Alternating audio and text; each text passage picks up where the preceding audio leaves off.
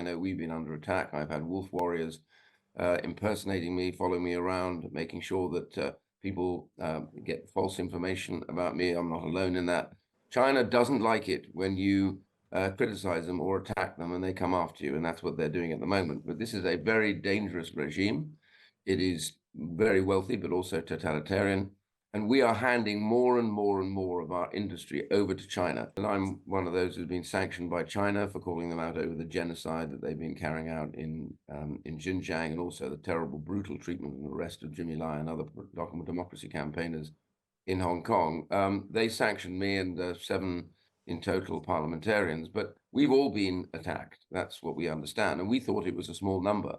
It turns out when America did their roundup of this on the same day, they said that over 40 members of parliament had been hacked during the course of this process, which is not what we understood to be the case at the time. So they've definitely been doing it. They've been doing it for a long time. I know we've been under attack. I've had wolf warriors impersonating me, following me around, making sure that people get false information about me. I'm not alone in that. China doesn't like it when you criticize them or attack them and they come after you, and that's what they're doing at the moment. But this is a very dangerous regime. It is very wealthy, but also totalitarian. And we are handing more and more and more of our industry over to China. Almost everything in the net zero area is run by China. Batteries are produced by China on a massive scale. Electric cars are all produced pretty much in China. The innards of the wind farms out at sea, they're almost all produced by China. And the solar arrays, the key to those solar arrays is a thing called polysilicates. Now, polysilicates are mined in Xinjiang in China, and they're mined by slave labor. And we are buying those and turning a blind eye to the terrible abuse that takes place in our obsession to get to net zero sort of quicker than anybody else, but not really caring whether or not it's slave labor or real proper industry. So none of that exists in the UK. It all exists in China. And we're also seeing reports that this Chinese Lenovo supercomputer is going to be used by, well, it's UK Research and Innovation, which is not actually a part of government, but it is a government agency. We've heard about this. We've heard about fears of a cyber attack which could affect Sellafield. Do you think the government is just not doing enough to counter the potential threat from China? I think the whole West is not doing enough, with perhaps the exception of America at the moment. Europe is completely in hock to China, and we are. This Lenovo computer thing is absolutely astonishing. It's going to be part of the UK Atomic Energy Authority, so critical to what we do in terms of building alternative energy sources. And China, we know already, controls vast swathes of our net zero industry. So the point I'm making here is that the government needs to be able to say, we're not doing any of this with China. We know that China has placed these Internet of Things, little devices, which go into cars that report on where you are. We know that Downing Street, they won't admit this or confirm it, but we're pretty certain that some of the cars in Downing Street, even the prime ministers, were probably tagged.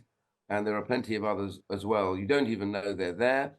You have to have it carefully swept before you can even spot that they're there. But they report back locations, the nature of what's happening, journey times, all these things go back to China. And pretty much things like online sites are hacked at the same time. So it's a very dangerous time. And they are linked with North Korea. They support Russia, and they're very close to Iran, that's responsible for the Gaza attacks and also for the attacks of the Houthis. So do you think that the government, for all this talk about the scale of the Chinese threat, which we heard last week when it talked about this cyber attack, do you think it is simply failing to live up to that rhetoric, that it is simply not taking the steps that are needed to protect our crucial infrastructure?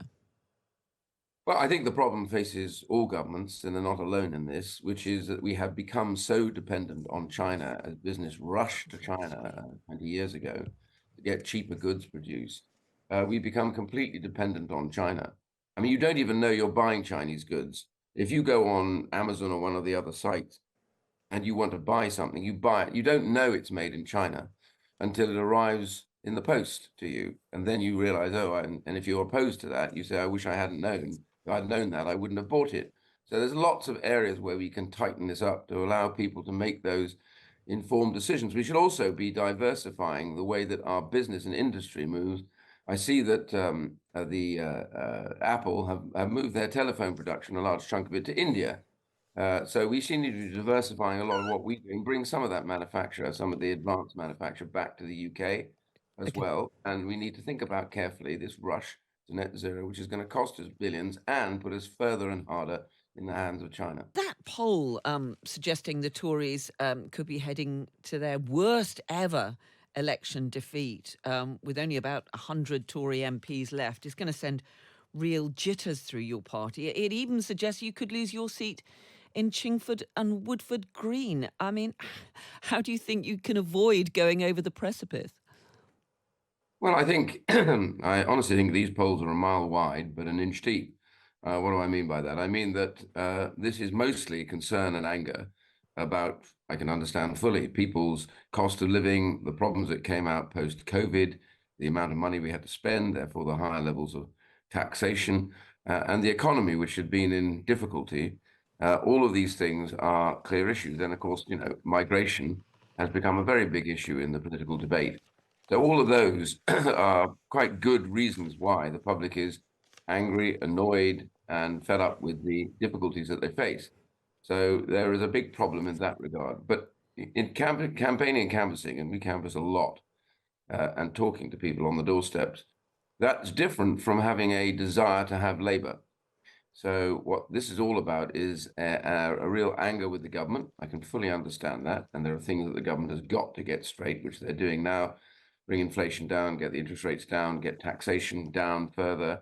All of those things are important. Get those flights off to Rwanda, get the migration thing stopped, the numbers that have been coming over. These things are critical as well as anything else. And I'll come back to the net zero stuff in a second. But But this all of poll that is suggests, which important. has looked at what this poll difference, it points to a similar picture as Yeah. we've seen in similar polls of the Tories 20 or so points behind Labour. But what it's done is an analysis constituency by constituency. And when you have a warning like this, it is going to send shockwaves through the party, isn't it? We've already got people like Simon Clarke calling for a return to proper Conservative policies.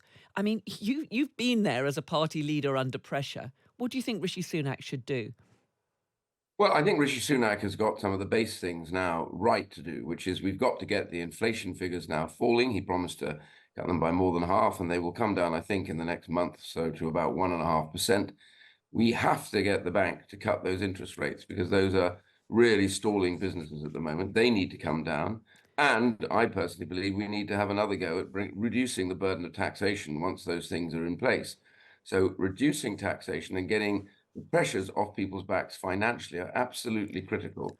But The we've second had that element, cut in national insurance, and that didn't seem to make much difference, did it? well, not at this particular stage, because I think actually we need to have a bolder cut in overall taxation for people that are actually really trying very hard. And also, we've got to understand that some of the people that got annoyed with that were pensioners who themselves didn't see that reduction, even though the state pension has been increased dramatically by the Tories by over £1,000 a year since they came in. But all of that is important. But there's another case which we really have to make, which is the plans that Labour have got to come in are really important for us to deal with, because the net zero obsession that we've got at the moment to get to these ridiculous target dates is going to crush people on ordinary incomes, because the tax levels will have to rise, borrowing will rise, and we will also put China in charge pretty much of most of our net zero agenda, which much of which they're already in charge of.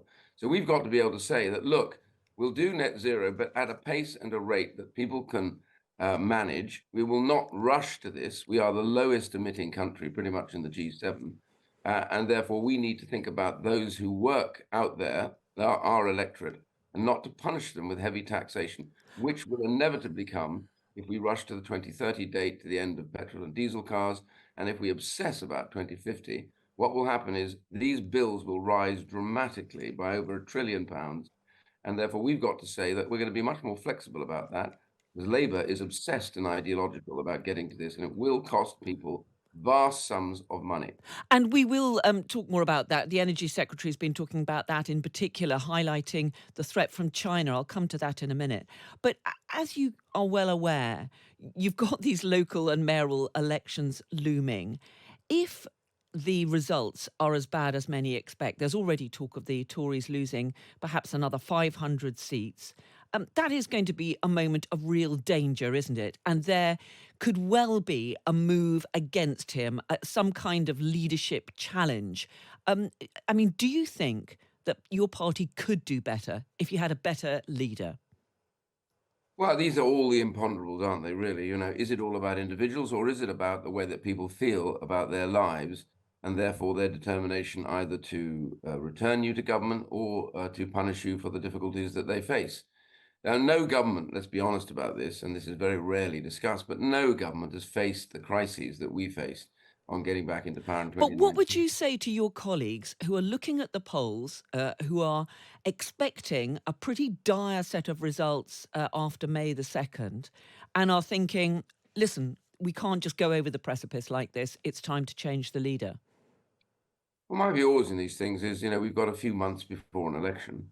The idea that we turn in on ourselves and start discussing how we can change this by changing the individual, who, by the way, will have next to little time to be able to establish themselves in the mind of the public. Yeah, that might make a small difference in the short term.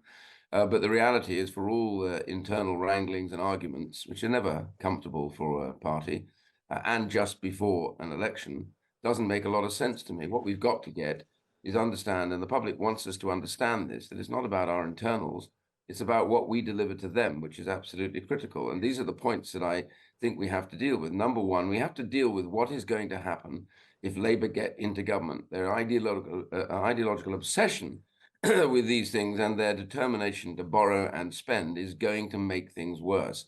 The second thing is for us to come forward with very clear, identifiable policies that are about the public being better off and feeling better about their lives. And these are very critical. They're about not having to tax them so much. After all, the government has faced, no government, as I said earlier on, has faced the crisis that we've had with COVID, which cost hundreds of billions of pounds.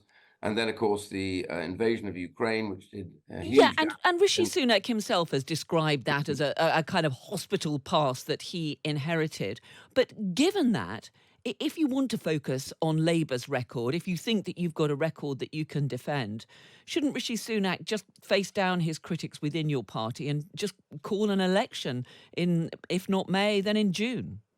Well, that's up to him. But I think holding an election before you've actually done all the things that you need to do to make sure that people's lives are better, and we have a certain amount of time to do that. And I think it's important to get that done. The point I was making about this, lowering the burdens even further, getting interest rates down, removing the burdens on small businesses to get them growing and employing people. These things are dramatic and can be done very quickly. Those sort of things have to be done, and they are very conservative policies. They're about not having to overtax people, make sure that they have their lives to lead with their own money. These sort of things are important. But there's also the migration issue, which we've got to show by getting these flights off the ground that we're serious about dealing with it. And I have to say, there was a commentator earlier on that said reform is part of that problem for the Conservatives, and he's quite right. People being angry, so a lot of them have turned to reform. But the problem about the reform is they're likely to end up delivering a Labour government that does all the opposite things that they particularly want, such as getting closer to Europe, entering Europe, and actually taxing people more. So it does seem to me rather bizarre. What we have to do is to make sure that we have a clear, solid, conservative idea about what's going to go on and deliver it. We have got a few months to make sure people are better off than they were before and not But hand do on. you share the concern of one of your colleagues who's quoted in the papers as saying that people have just stopped listening to the Conservatives? You seem to have lurched under Rishi Sunak's leadership from one disaster to another, and that people have stopped listening. Nothing that Rishi Sunak has done so far, including things like that cut in national insurance, seems to have delivered any kind of shift in public opinion. Do you think that he's just the wrong leader to take you into another election? Look, I just don't see how you manage to change leaders at this particular point and come away with anything else but a general view by the public that we have no strength, we are in on ourselves, and we're not interested in what they do. The most important thing is to deliver to them and to show that we've been delivering to them and to show the real threat that exists if we aren't there and Labour are in power. And I promise you, when you add up the figures on this net zero, a real ideology, as far as I can see, you'll see just how much more money taxpayers will have to pay in this mad rush to get this done when countries like China and India and others are pouring carbon into the air way past anything that we've been doing. So we need to make sure we can do this, but do it at a time and a pace that people can manage and afford. And that's a really critical issue for us.